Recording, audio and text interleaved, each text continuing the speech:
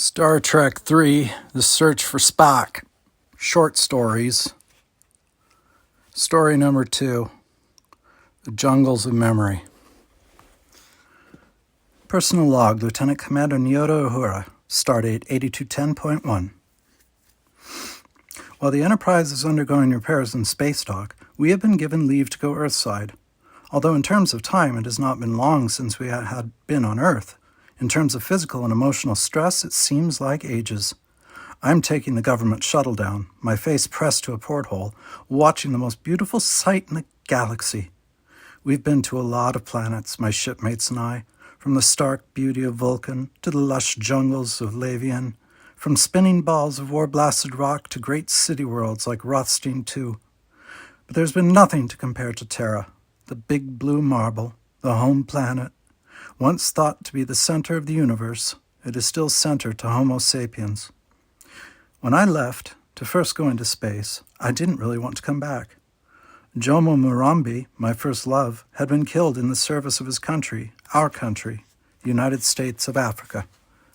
Getting out into space, getting away from things that reminded me of him and everything he did, was as important as the job I was undertaking. Then, when I was posted to the Enterprise, his memory began to fade. It will never disappear, never, but I have it in a safe place now, a place in my heart where not everything can hurt. So I can go home again. Back to Earth, back to Africa, back to Nairobi, back to my family. It's been a long time. I think I can take it. We're setting down at Sahara Spaceport in a few minutes. Home at last.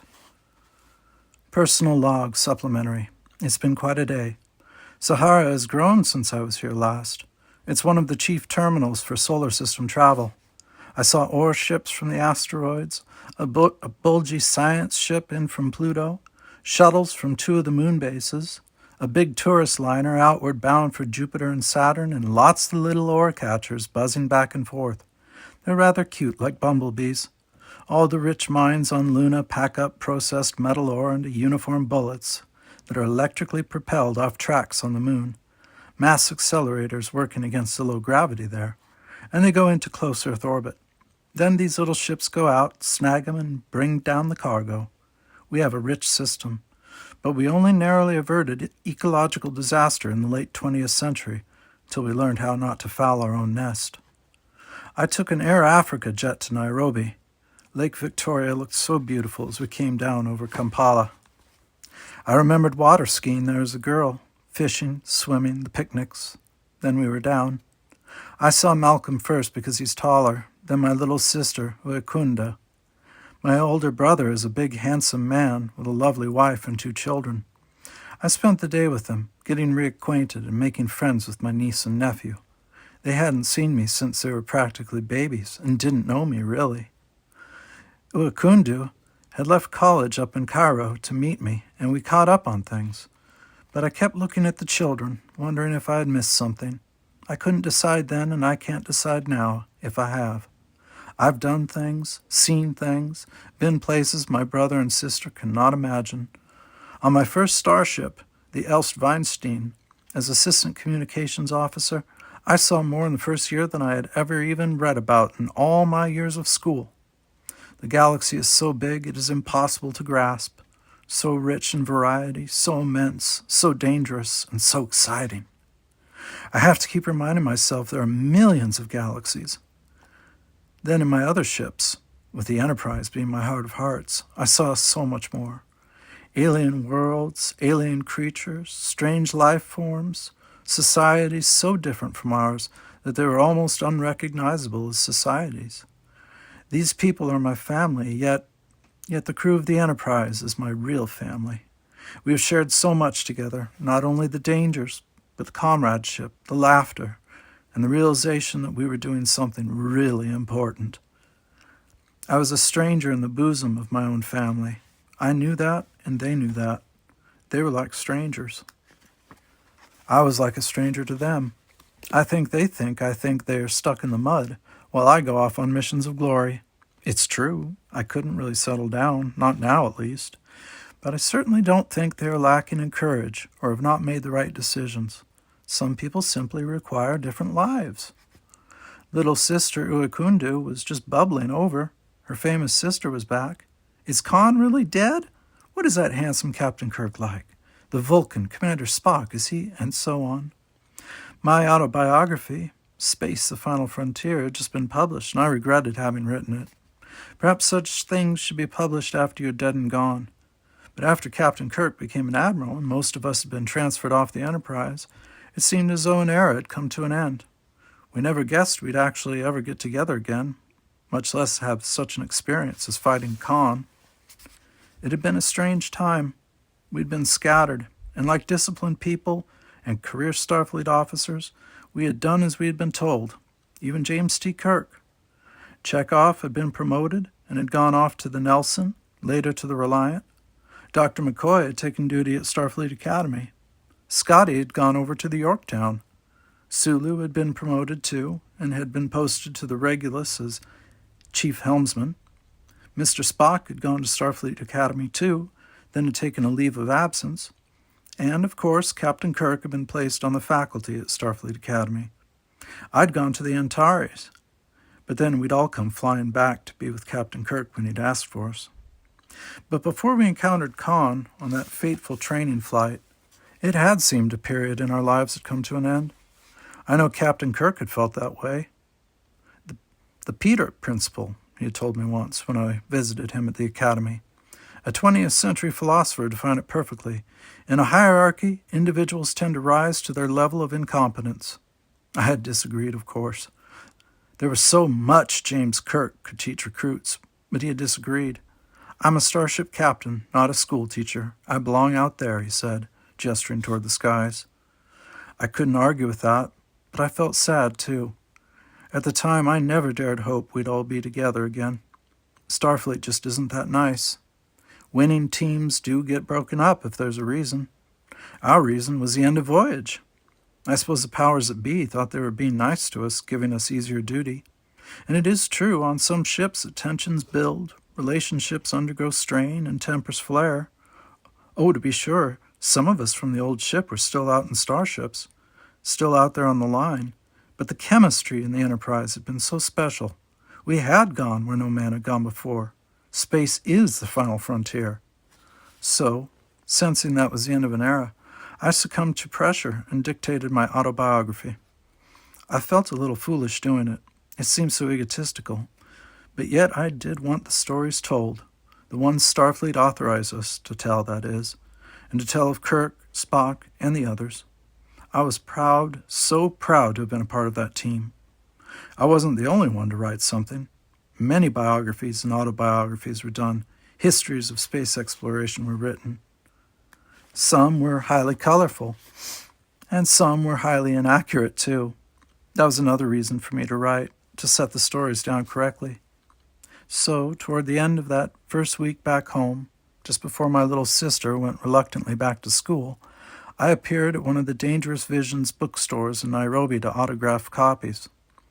Little sister Uekundu was bursting with pride. I kept hearing her tell strangers, "That's my sister." I've never understood autographing. I suppose it shows that the owner of the book was close enough to greatness or something. I don't mean to insult those people. It is flattering to be asked, to be considered important enough to be asked, but I don't really understand what having an autograph proves. I was asked the kind of questions I often get asked. Is it all true? And what is Mr. Spock really like? But with one added question, who is Jomo Murambi? I had dedicated the book to him, and now I found it very sad that a valiant officer who had given his life for his country was remembered by his nation only as a dedication in a book. That's something else.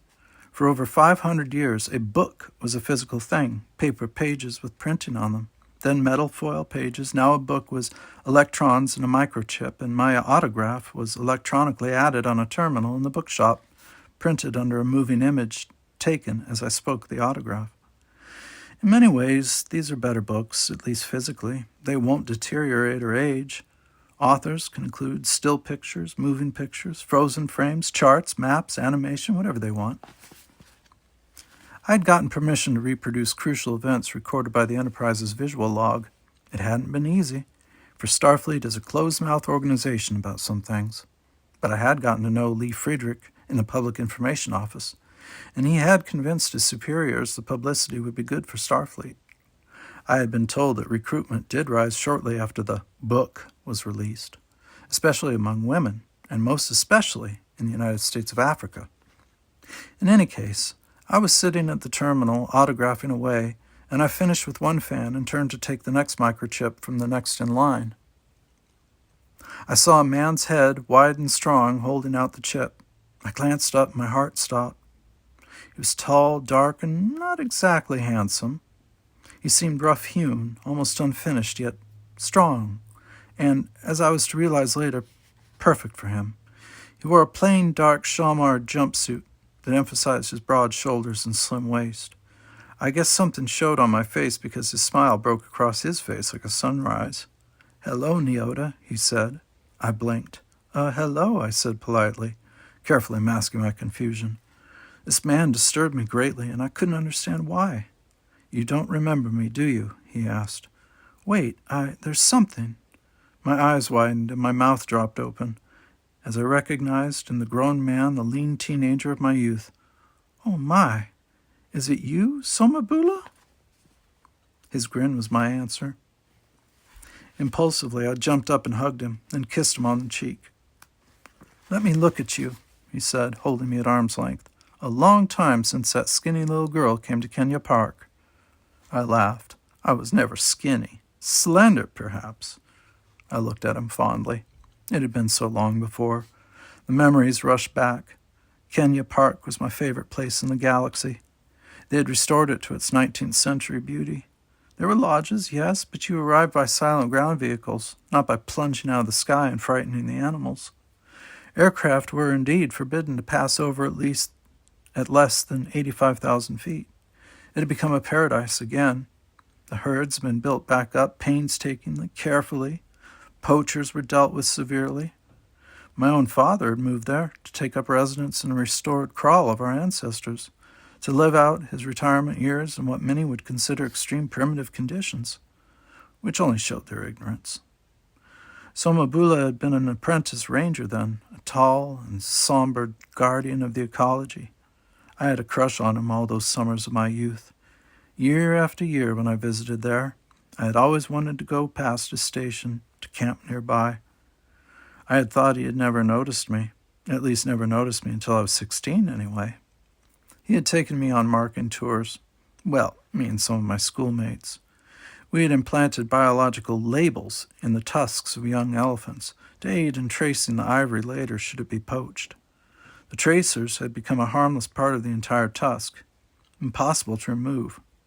Once he had allowed me to help him in fixing a broken leg on a young mammoth, one of the 5th generation cloned from the cells of the ancient creatures found in Arctic ice.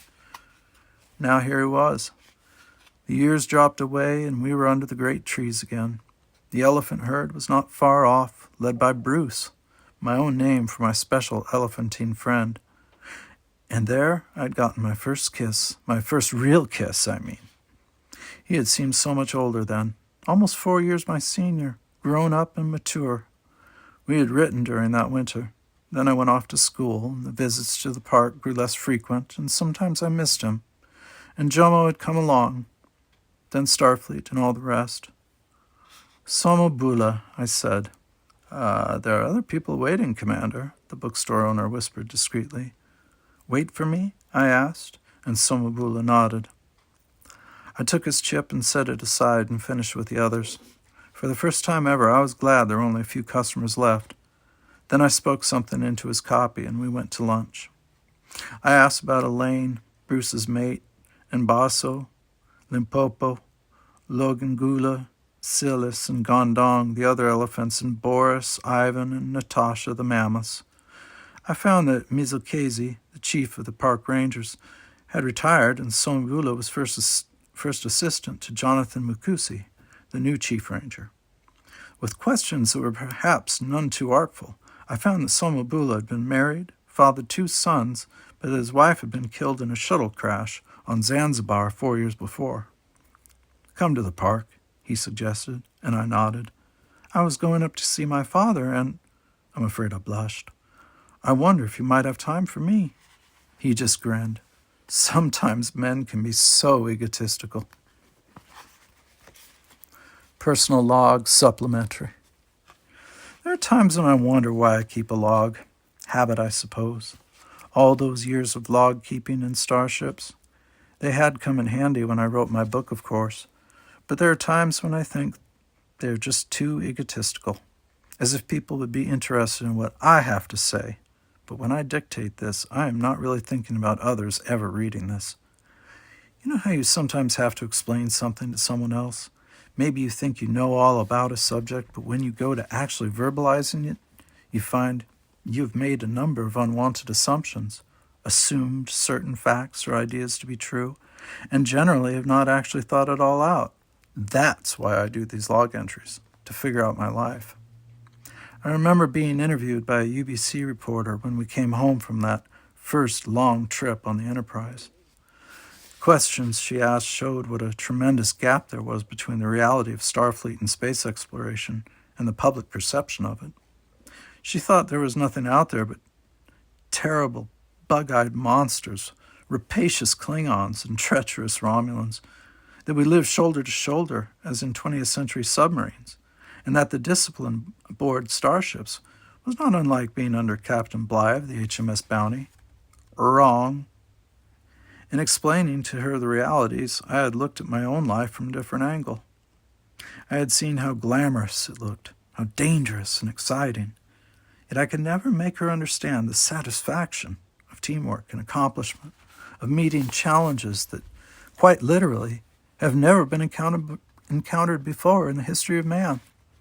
I couldn't make her understand how great was my respect for my crewmates, not only Captain Kirk and Commander Spock, or McCoy, Sulu, Scott, Chekhov, Dr. Chappell, but the engineers and specialists, the ordinary spacemen and women, the cadets and yeomen, dedicated, concerned, involved. All these were words that seemed to bounce right off her.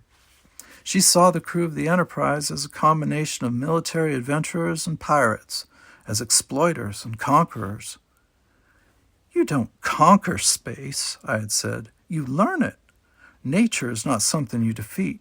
You learn to live with it." But she had this preconceived idea, a romantic and also insulting idea of how we were, what we did, and why we did it. There are people who are, to use a spaceman's term, mudballers. It's not that the mudballers are afraid, though that can be true as well, but that they are blinded. They live as they live and seek not, see not beyond their limited vision. They are the ones that strip the forest, gut the earth, foul the seas because they cannot see, in their own lifetime, what they have done to Mother Earth. They think to seek knowledge beyond a practical application of science to technology is some kind of aberration, a sickness. To go where no man has gone before is madness to them.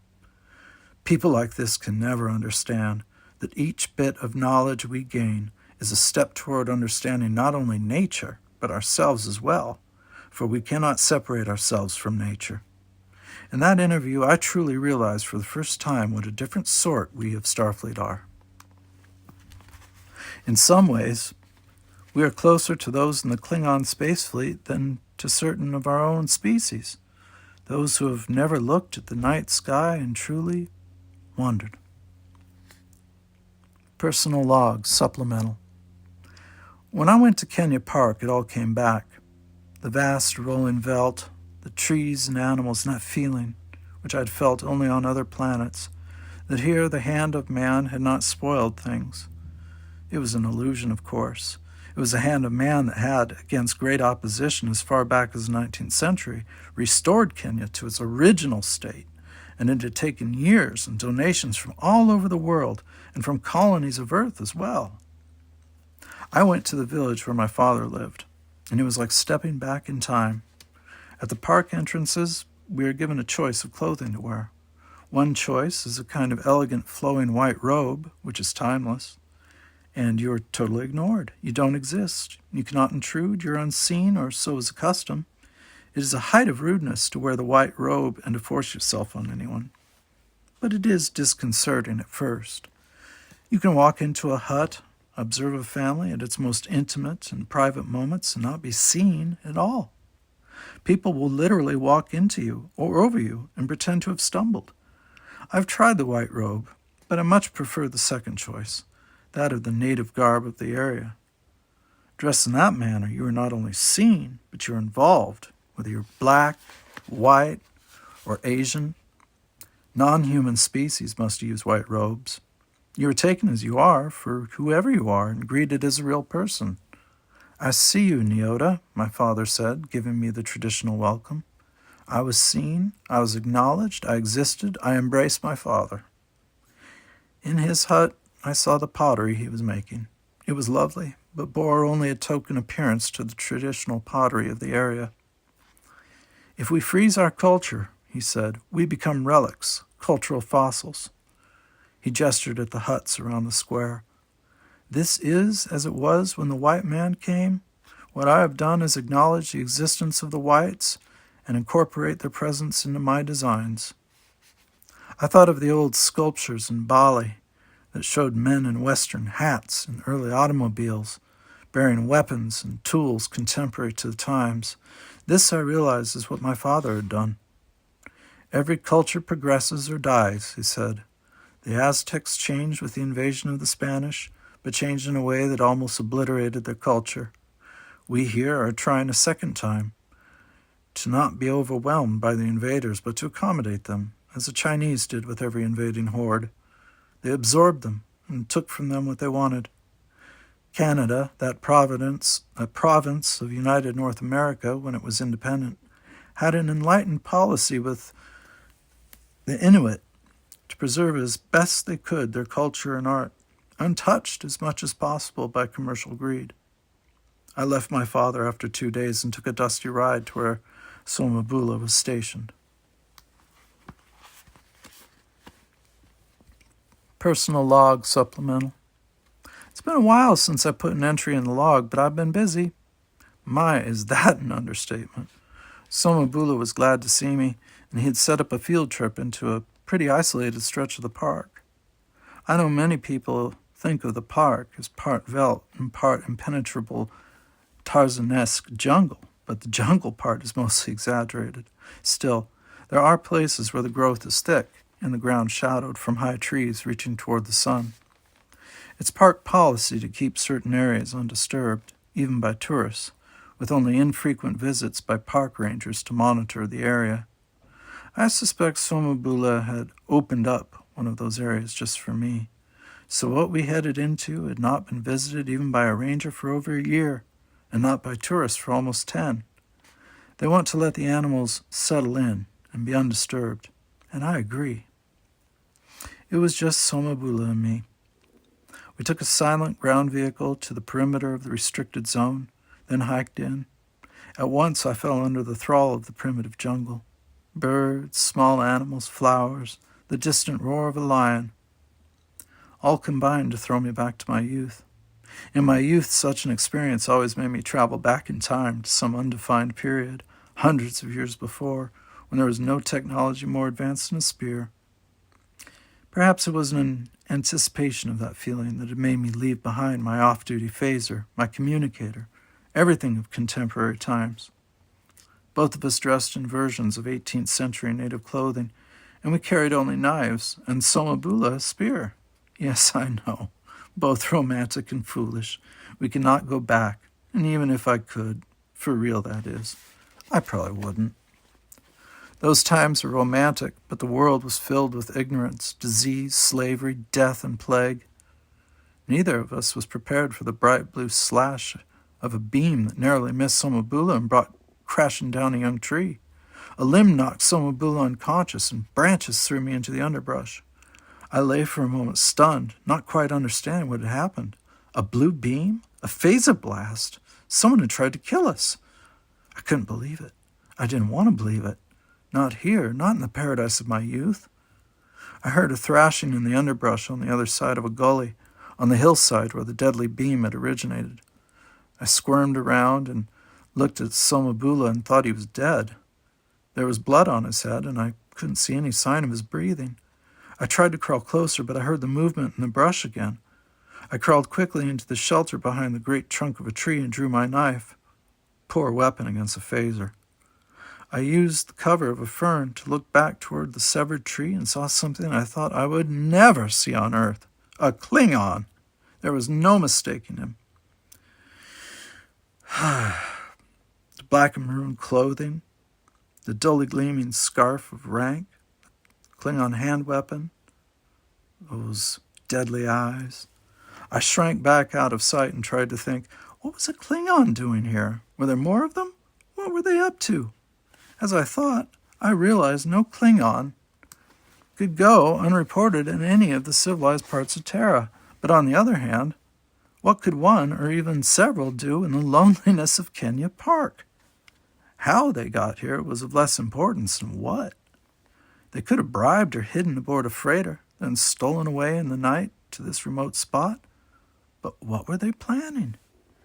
My first thought was to report all this to Captain Kirk. I cursed myself for not having retained my communicator, if for no other reason than to report any medical emergency. But no, I had to go native in the extreme. First I had to survive, then to report. I heard movement in the brush and a grunt.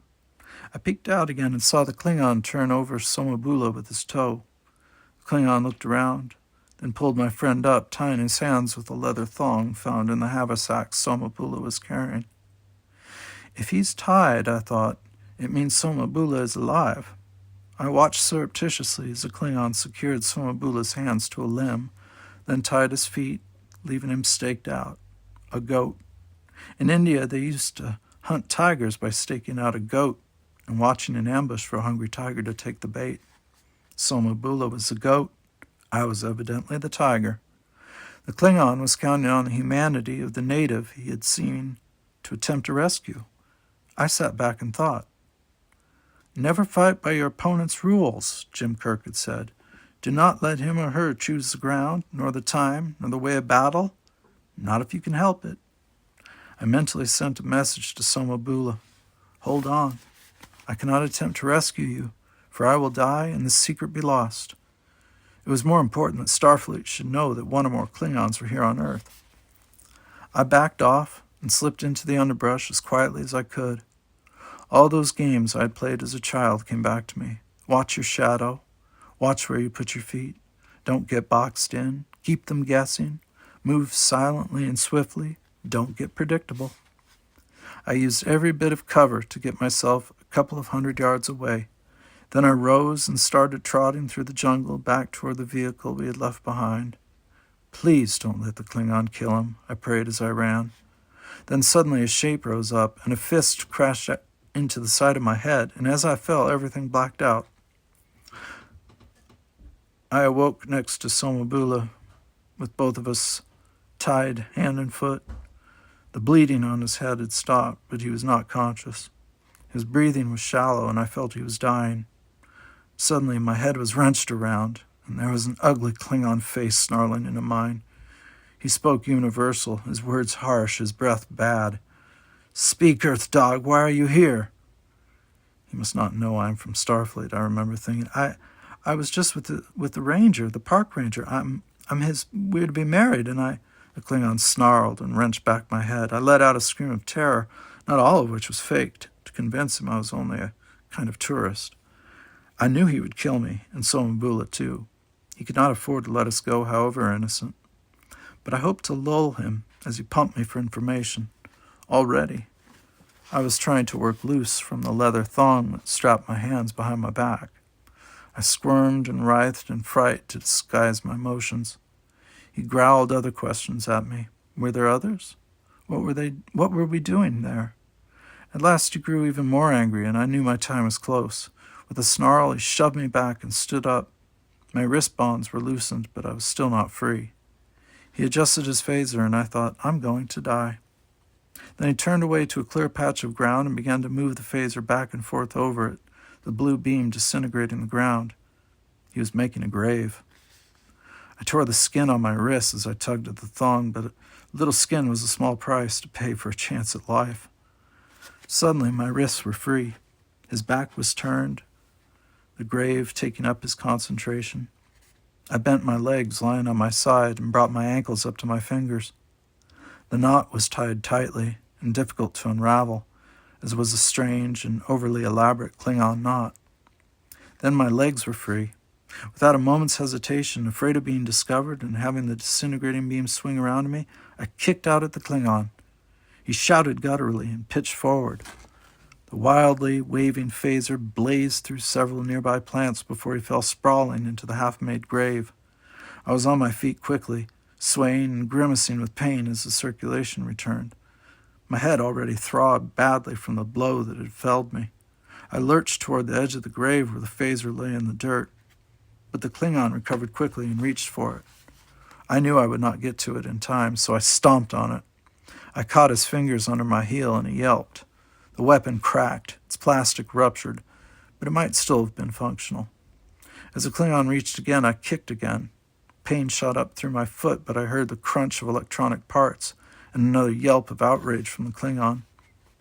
I staggered about a moment, then, as the Klingon pulled himself from the grave, I kicked him hard on the chin. A shock traveled up my leg to knock me on my back, but the Klingon fell backward into the grave and lay still. I caught my breath and stood with chest heaving looking at him. He was alive, and I knew that if our places were reversed, he would have killed me in an instant. But I could not, certainly not in cold blood. I found the leather thongs I'd been bound with and untied Somambula as well, then tied up the Klingon. I pulled Somambula to his feet. His head lolled loosely and fresh blood appeared on the bandage I'd contrived. I had to get back to the park station as soon as possible, not only to report the Klingon's presence, but to save the life of my friend. I found our spear and used it as a crutch as I helped drag and carry Somambula along. I had forgotten just how heavy the dead weight of a full-grown man was. I thought about putting him into a hiding place, running back to the ground car and getting professional help, but I was afraid the Klingon would find him. The leather thongs would not hold him forever. I had had little practice in tying up anyone, much less a burly Klingon.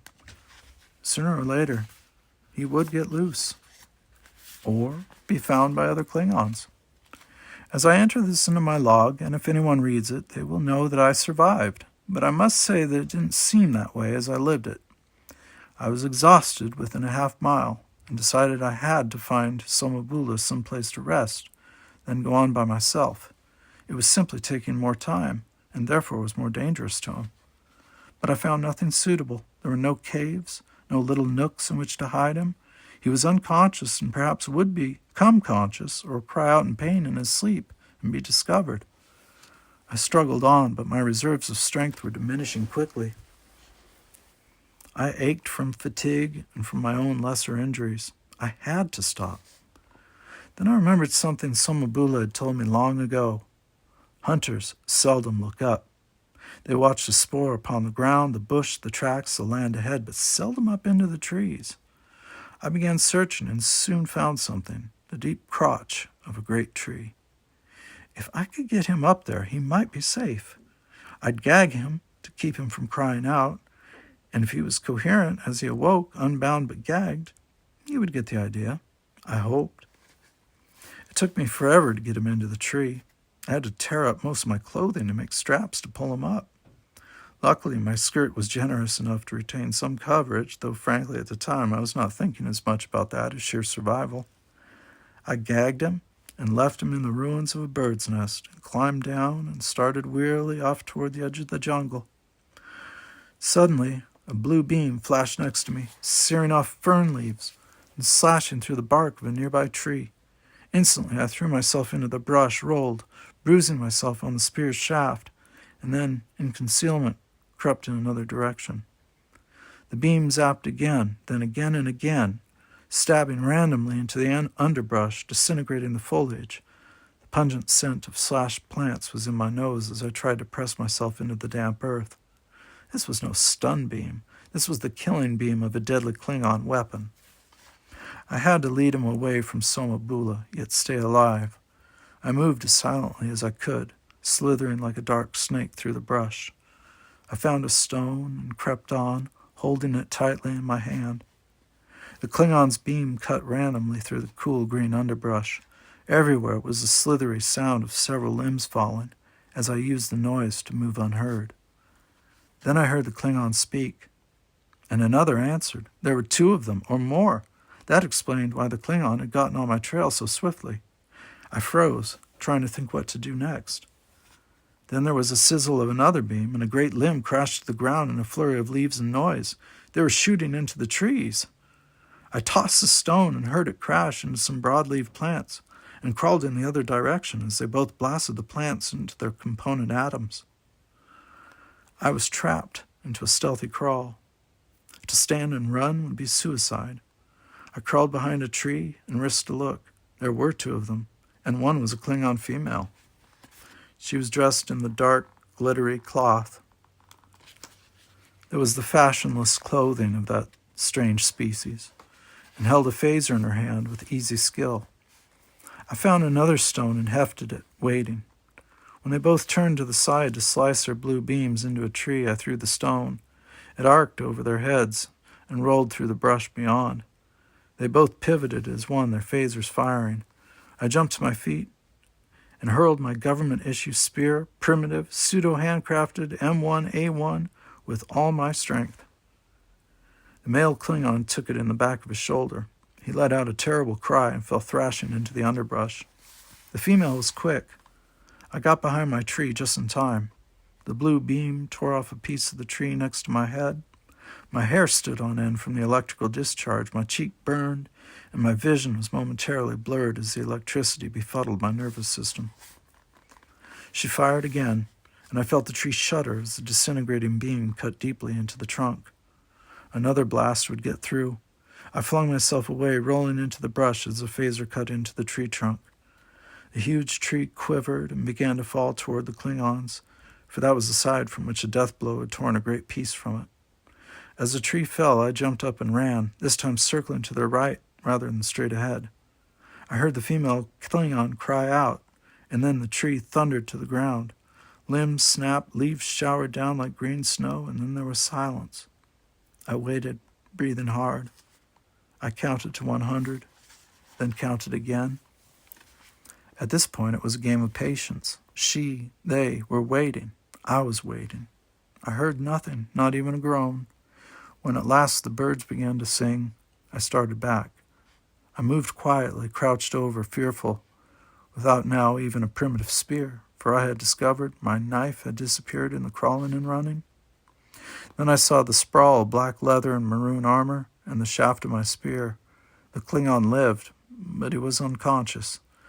It took some looking, but I found the female, crushed beneath the broken branches of the great tree she'd brought down on herself. I found his phaser, and cut away enough of the branches to see that she was to be no more trouble.